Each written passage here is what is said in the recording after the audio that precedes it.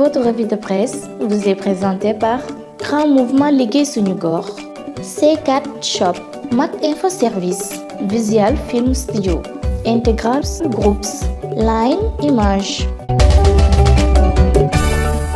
li ci yéenekaay yeeg Mamadou Mouhamed Ndiaye. jërë ngeen jëf gise bi Macky Sall gise ak ñooñam xëy nañu ko gis yéenekaay yu bari ñu xëyandool ubbi l'Observateur keroog samedi ji weesu président de la République Macky Sall dafa dalal ca palais ba député yu Benno Bokk Yaakaar yi yéenekaay bi nañu teewoon ca ndaje ma njiital Assemblée nationale di Moustapha Niasse honorable député Aymérou Gningue président groupe parlementaire Benno Bokk Yaakaar Aminata Mbengue Ndiaye njiital au conseil collectivité territoriale doon it coordinatrice bu coalition Benno ak Tanor ministre du travail Samba Sy Jean-Paul Dias maître Aïssata Tall Sall Ismaïla Madior Fall ak yeneen i ministre d'État ndaje ma guddoon na te yàgg ne 18h ba 20h waxtaan nañu ko ñaar fukki nit ak juróom-benn ñoo waroon a jël kàddu waaye bi ñu xoolee gis ne bu ñëpp waxee fa la ñuy fanaan ci la ñuy wàññee orateur yi ba ci fukki orateur ak ñett président Moustapha Niasse mu njëkk a jël kàddu gi ba mu ca noppee jox ko honorable député Aymérou Gningue waaye moom daanaka tawati député yi la doon yeggee président Macky Sall xamal na ko ne li ñu baaxoo ci réew mi moo di ko fi masa falub député dañu lay jox terrain maanaam ab pàkk waaye seetlu nañu ne muy 11e législature bi di 12e législature bi ba ci 13e législature bi amu ci benn député boo xam ne am na pàkk l'Observateur tax nañu bi leen président Macky Sall dégloo ñu wax ba sottal ci la jëlee kàddu gi xamal leen ne li ngeen ma jàmbat si dinaa ci taxaw rawatina mbirum terrain yi mu di pàkk yi dinañ ci jëmbat jiite ba nga xam ne gën koo yàgg fii ak fukki fan ak juróom di ngeen jot seeni pàkk nee na leen it ñu booloo jàppante tey liggéey en équipe féddale na fet ak xaritom diggam ak Moustapha Cissé Lo mi ñu génnee ci bureau assemblée nationale bu yees bi journal Le Quotidien xëy ñu wax ci xëtam mu njëkk li président Macky Sall wax ci Moustapha Cissé Lo nee na Cissé Lo sama gain la sama frère la te loolee dara du ko dindi la si ne kay ne ko yamu ca ne wax na leen it ne man bëggumay remaniement ndax daf may xañ ay xarit le président Macky Sall wax député majorité yi la tribune ay ndénkaane maanaam i confidence la ko jàppe nee na leen maa xam li tax bëggumay remaniement mbàyyi changement ndax ay noon rek la may wutal wax na leen nit ne réew moo dem ci àdduna bi majorité bi waru garam mooy gunge gouvernement bi ci liggéeyam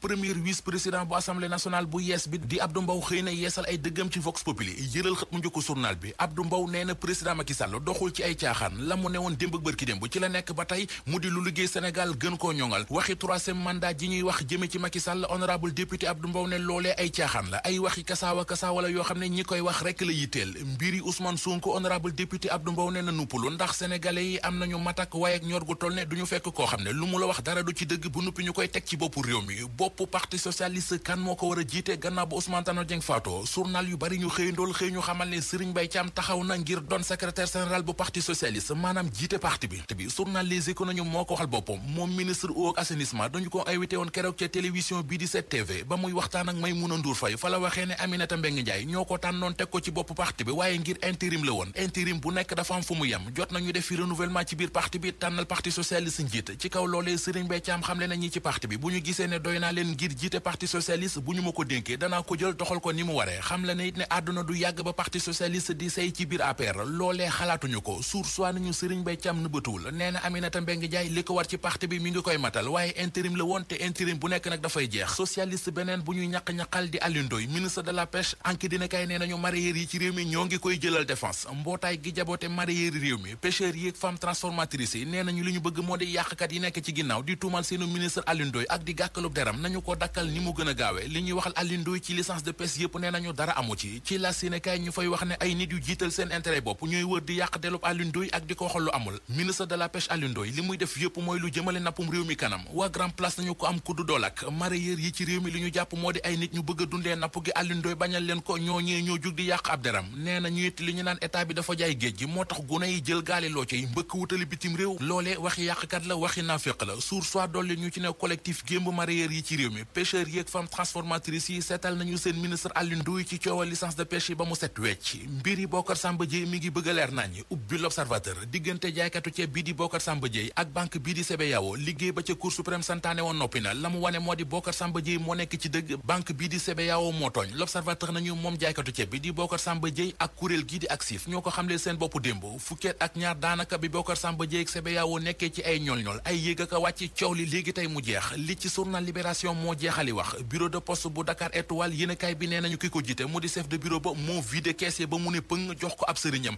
sëriñ bi da ko waataloon ne ko dara du la ca fekk doo dem kaso waaye yàlla def na ñoom ñaar ñëpp ña nga ca kaso ba.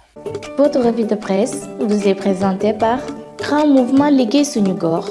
C4 Shop, Mac Info Service, Visual Film Studio, Integral Groups, Line Image.